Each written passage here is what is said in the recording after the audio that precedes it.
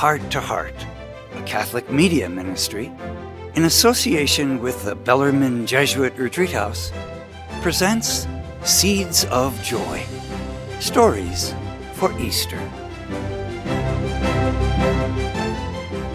Today's story seed is The Shepherd's Voice.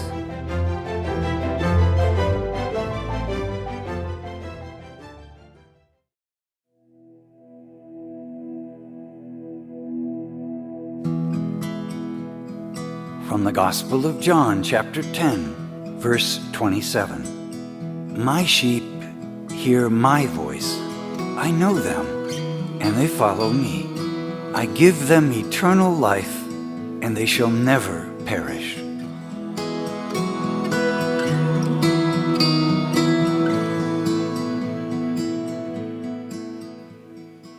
In olden days, shepherds would sometimes pool their flocks together on one common ground to better safeguard them through the night.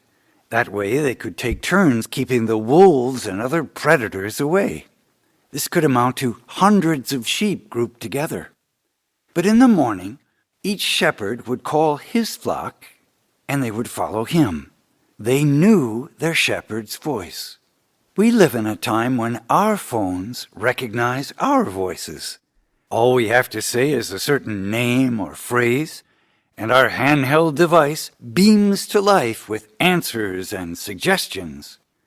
This technology is fascinating, but hasn't there always been something amazing about voices and the way we respond to them?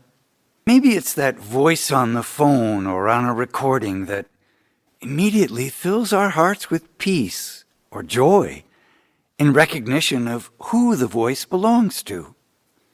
It could have been years since we heard it, but we remember and respond. We know that voice.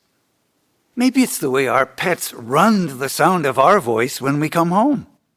They know our voices, and they are ready to be with us. Perhaps it's that person who calls you often and pretty much says the same thing. Even if we take that for granted, there's something so comforting and familiar about the voice.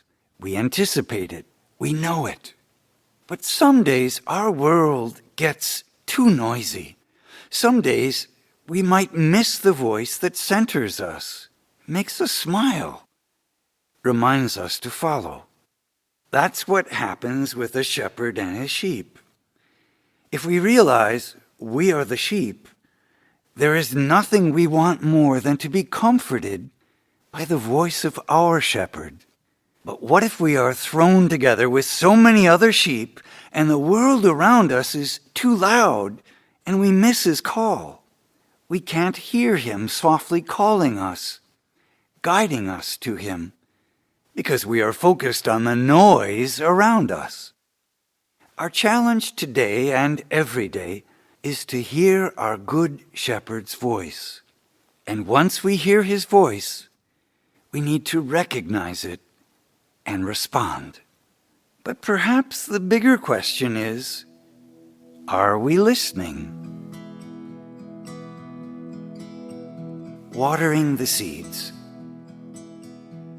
What area in your life is loudest, receiving much of your attention?